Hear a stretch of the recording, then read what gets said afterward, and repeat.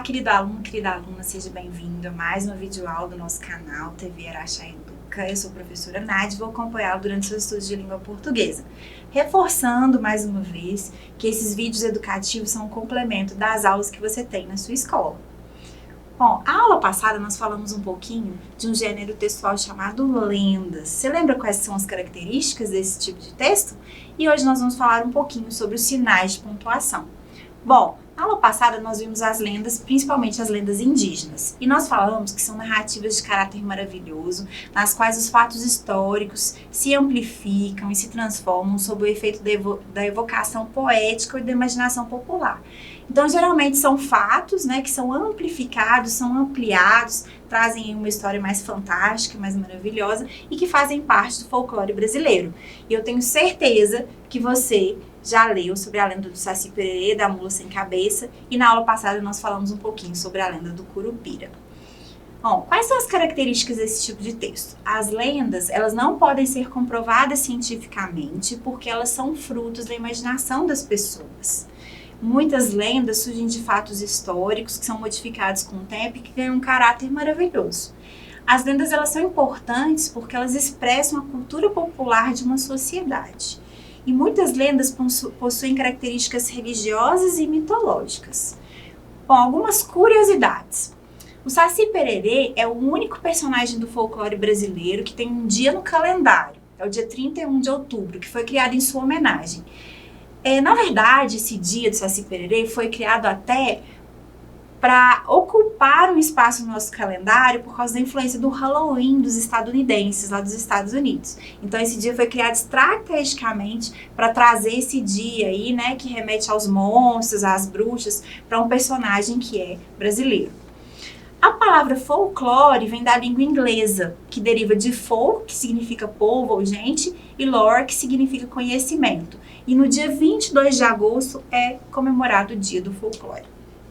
Um dos maiores conhecedores do folclore brasileiro foi o escritor e também historiador, antropólogo e etnógrafo, e folclorista, chamado Câmara Cascudo. Inclusive, ele teve uma nota, estampada com uma imagem dele aí em sua homenagem. Em 2015, foi criado um jogo de videogame para os amantes aí dos videogames, chamado Guerreiros Folclóricos, que retrata o folclore brasileiro. Nesse jogo você pode jogar com os personagens do folclore brasileiro. É bem bacana, te convido aí a experimentar. Bom, o assunto da aula de hoje, mais especificamente, a gente vai falar dos sinais de pontuação. O primeiro sinal que a gente vai falar é o ponto final. Mas antes, eu quero que você assista esse videozinho para você recordar de uma maneira bem divertida quais são esses sinais de pontuação. Oi, gente, pessoal! Hoje eu vou cantar um repente sobre os sinais de pontuação. Quem conhece, repete. Quem não conhece, presta atenção. Simbora, pessoal! Simbora! Me dê o tom, por favor. Vou lhes cantar um repente, queiram prestar atenção. Um tema interessante que me dá satisfação. Com vocês os necessários sinais de pontuação.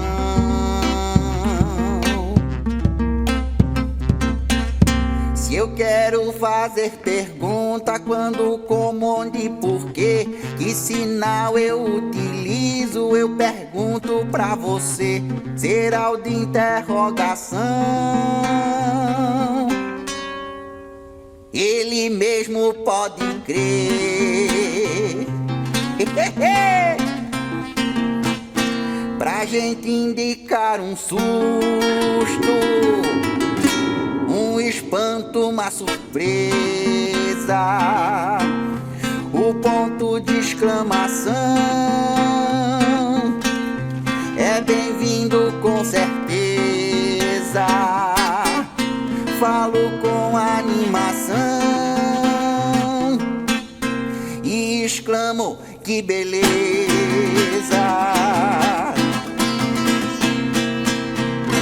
Antes de enumerar ou de dar explicação, utilizar os dois pontos é uma boa solução. No quintal cabe de tudo. 2 pontos, canto, riso e diversão.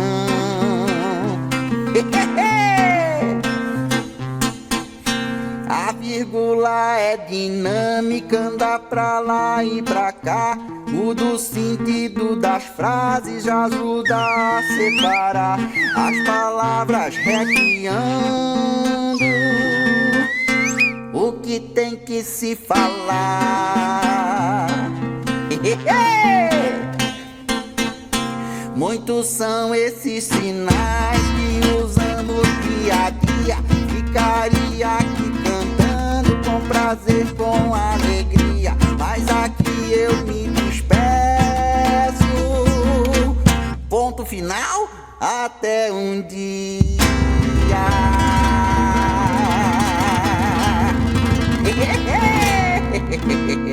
Muito bom.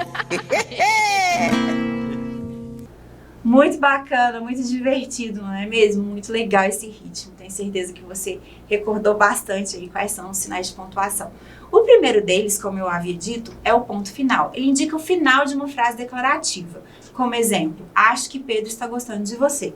Ponto final. Ele também serve para separar períodos diferentes. Ele vai estudar mais tempo. Ainda é cedo. E também para abreviar palavras, como o caso de Vossa Excelência, por exemplo. A vírgula é um sinal que é utilizado para diversas funções na língua portuguesa. Vamos falar de cada uma delas e exemplificar. A primeira é separar o vocativo. O vocativo é um nome, um chamamento. Então, eu vou usar a vírgula para separar esse vocativo, esse nome do restante da frase. Marília, vá à padaria comprar pães para o lanche. Para separar aposto. O aposto tem a função de acrescentar uma informação a um termo que anteriormente foi mencionado. Pode ser para exemplificar ou para explicar. Camila, minha filha caçula, presenteou-me com este relógio. Ou seja, quem é Camila? Minha filha caçula. Estou explicando. Na letra C, separar o adjunto adverbial antecipado ou intercalado. Os políticos, muitas vezes, visam somente os próprios interesses. Muitas vezes, um adjunto adverbial aqui de tempo. Então, acrescentando uma informação à frase. Mais um uso da vírgula. Separar elementos de uma enumeração. Ou seja, eu vou falar vários elementos, vou separar esses elementos por vírgula, exceto o penúltimo e o último, que eu posso usar um E ao invés de uma vírgula. Então, como exemplo, meus bolos prediletos são de chocolate, vírgula, coco, vírgula, doce de leite e nata com morangos. A vírgula também serve para isolar expressões explicativas. Faça um bolo de chocolate, ou melhor, de chocolate e morangos. Também serve para separar conjunções intercaladas, ou seja, aqueles conectivos, aquelas palavrinhas que eu vou usar para linkar uma oração à outra. Os deputados não explicaram, porém, o porquê de tantas faltas.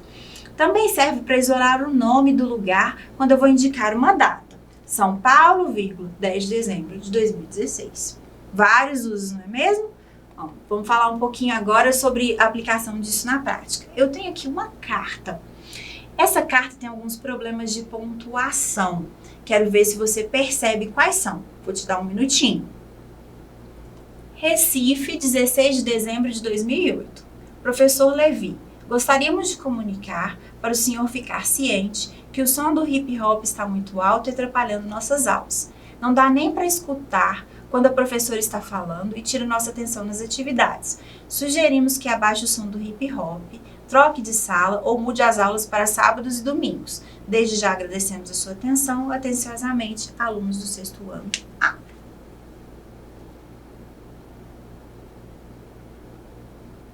Conseguiu perceber aí quais são os problemas de pontuação? Vamos lá?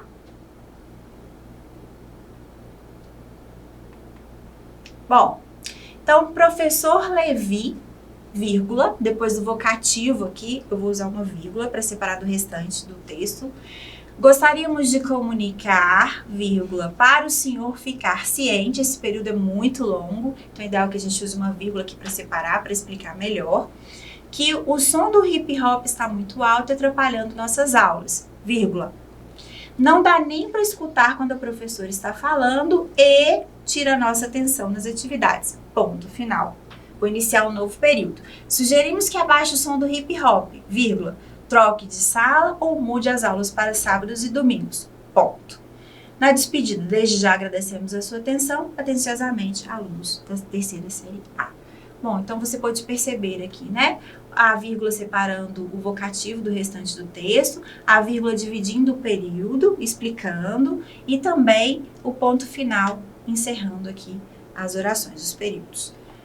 Essa foi a nossa aula de hoje, que nós falamos um pouquinho sobre a pontuação, mais especificamente sobre o ponto final e a vírgula. Nas próximas videoaulas, nós vamos voltar nesse assunto da ortografia e vamos continuar falando de outros pontos, outros pontos da nossa pontuação. Bom, obrigada e até a próxima!